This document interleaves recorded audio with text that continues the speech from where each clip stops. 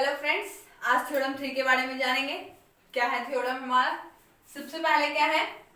The length of the tangent drawn from an external point to a circle are equal. कह रहा है कि अगर किसी भी सर्कल से हम टेंजेंट लेते हैं, दो टेंजेंट लेते हैं, तो वो दोनों आपस में क्या होंगे? इक्वल होंगे। चाहे हम किसी भी एक्सटर्नल पॉइंट से ले, वो दोनों इक्वल होंगे। ये हमें प्रूफ करना है। क्या प्रूफ करना है? फिर से एक बार मैं बता देती हूँ कि एक हमारा सर्कल है, सर्कल से किसी भी एक्सटर्नल पॉइंट से अगर हम दो टेंजेंट लेते हैं तो वो दोनों आपस में इक्वल है। ये हमें प्रूफ करना है। ठीक है, आगे दिया हुआ है given two tangents AP and AQ are drawn from a point A to a circle. यानी कि दिया हुआ है कि एक सर्कल है जिसका कि सेंटर O है, उसमें से एक A पॉइंट लिया गया है। कोई भी एक्सटर्नल पॉइंट क्या है? A है। A से एक टेंजेंट लिया गया है AP, दूसरा टेंजेंट AQ लिया गया है। ये हमारा गिवन है विथ सेंटर O। इसका सेंटर क्या है? O। ये गिवन था हमारा, वो लिखा गया है। इसके बाद है टू प्रूफ। क्या प्रूफ करना है? AP is equals to AQ। अभी जस्ट बताया गया था, इस थ्योरम में हमें प्रूफ करना है कि वो दोनों टेंजेंट आपस में इक्वल होंगे, यानी कि AP is equals to AQ। ये हमें प्रूफ करना है।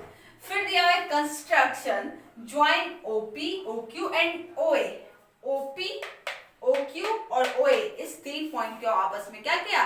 ज्वाइन कर दिया गया। ठीक है, फिर दिया गया है प्रूफ। अब क्या करेंगे? सबसे पहले गिवन लिखा गया, फिर क्या प्रूफ करना है वो लिखा गया, कंस्ट्रक्शन क्या है वो भी लिखा गया, प्रूफ क्या करना है वो देखते हैं। AP is a tangent at point P। AP क्या है? एक टेंजेंट है। A हमारा एक्सटर्नल पॉइंट है और ये टेंजेंट कहाँ? P पॉइंट पर टच कर रहा है। फिर दिया हुआ है अगर P पॉइंट पर है and OP is a radius through a point P, यानी कि P पॉइंट से दो काम हो रहा है। एक P से टेंजेंट डाला गया है और दूसरा P से उसी पॉइंट P से रेडियस है, यानी कि ये P पॉइंट से OP हमारा रेडियस है और AP हमारा क्या है? टेंजेंट है। इसके बाद फिर दिया हुआ है कि therefore OP perpendicular to AP। ये बताया गया था कि जब भी क्या होगा, कोई भी टेंजेंट किसी रेडियस के एंड पॉइंट से अगर लिया जाता है तो वो क्या होगा हमारा? वो परपेंडिकुलर होगा। ये पहले थ्योरम में बताया गया है, तो यहाँ पर वही है therefore OP perpendicular to AP। Similarly अब उसी तरह सेम टू सेम देखते हैं। दो टेंजेंट था, पहले टेंजेंट के केस में क्या था? OP रेडियस है और इसी पॉइंट P से AP एक टेंजेंट है। जब ऐसा है तो ये दोनों आपस में परपेंडिकुलर होंगे थ्योरम 1 से। इसके बाद फिर क्या है? सेम टू सेम वैसे ही देखेंगे, यानी कि ये हमारा परपेंडिकुलर है और ये भी हमारा परपेंडिकुलर है। सेम टू सेम इस केस में देखते हैं। OQ हमारा क्या है? रेडियस है। फिर AQ हमारा क्या है? ये टेंजेंट है। तो क्या होगा? थ्योरम 1 से ये दोनों भी आपस में परपेंडिकुलर होंगे, तो यहाँ पे वही लिखा गया similarly OQ perpendicular to AQ। आगे क्या है? इन ट्रायंगल OPA, ये वाला ऊपर वाला ट्रायंगल लिया गया है। फिर कह रहा है, और ये कौन सा ट्रायंगल हुआ? राइट एंगल ट्रायंगल, क्योंकि परपेंडिकुलर यहाँ पर है। फिर कह रहा है एंड OQA, नीचे वाला ट्रायंगल लिया गया OQA। फिर दिया गया क्या? We have OP is equals to OQ। OP जो है वो OQ के इक्वल हुआ। क्यों? क्योंकि वो रेडियाई है, यानी रेडियस है सर्कल का, इसीलिए वो दोनों आपस में इक्वल होगा।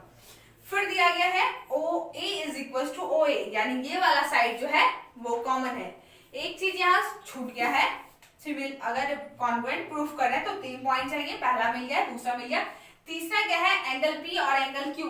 Angle P is equal to angle Q 90 degree से इक्वल होगा। ठीक है, अब RHS में क्या होता है? R से होता है राइट एंगल, H से हाइपोटेनस और S से साइड। ये तीन चीज। सबसे पहले राइट एंगल मिल गया है, ठीक है। फिर क्या है? राइट एंगल के जस्ट सामने वाला ये हाइपोटेनस मिल गया है और ये वाला साइड हमारा मिल गया है, तो RHS से ये दोनों क्या होगा? कॉन्ग्रुएंट हो जाएगा। तो यहाँ पे वही लिखा गया है therefore triangle OPA congruent triangle OQA by RHS। अब जब ये दोनों आपस में कॉन्ग्रुएंट हो गया तो by CPCT congruent part of congruent triangle corresponding part of congruent triangle से ये क्या होंगे? ये दोनों आपस में इक्वल होंगे। कौन दोनों? तो एक और AP और दूसरा AQ, यानी AP और AQ, यानी कि दो ट्रायंगल जब आपस में कॉन्ग्रुएंट होंगे तो बाय सीपीसीटी यानी corresponding part of congruent triangle से जो भी पार्ट है, जो भी कॉरस्पॉन्डिंग पार्ट है वो इक्वल हो सकता है। तो यहाँ पे लिखा गया क्या, AP is equals to AQ। ठीक है, चलिए एक दो क्वेश्चन देख लेते हैं।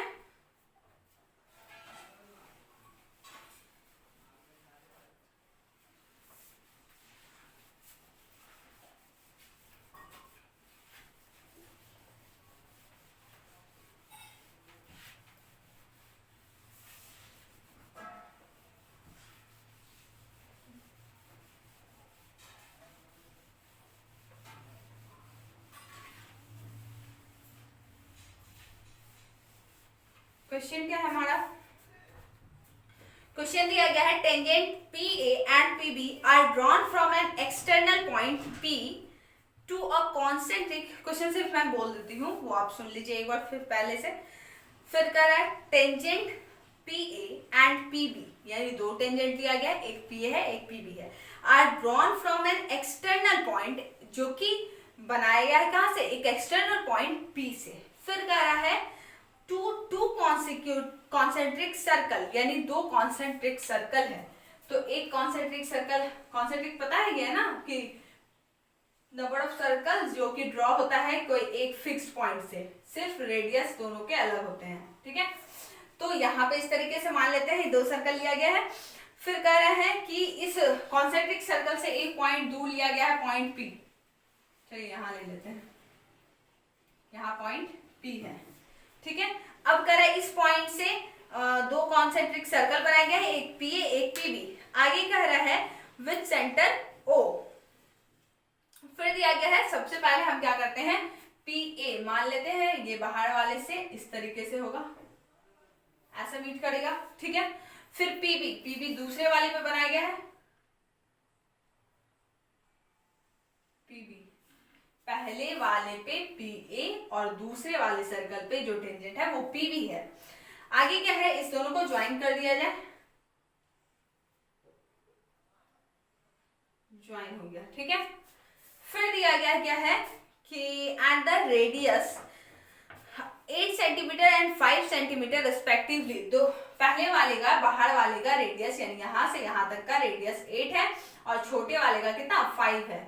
ठीक है, फिर कह रहे हैं इफ AP इज 15 सेंटीमीटर, अगर AP 15 सेंटीमीटर है तो बताना क्या है हमें, then find the length of BP, यानी कि BP का फाइंड करना है, लेंथ कितना होगा। ठीक है, सबसे पहले क्या क्या दिया गया वो लिख लेते हैं। क्या दिया गया है, AO is equals to 8 centimetre. फिर क्या दिया गया है, OB is equals to 5 centimetre, AP is equals to 15 centimetre. Find करना है BP। ठीक है, यहां से इसे ऐसे ज्वाइन कर देते हैं।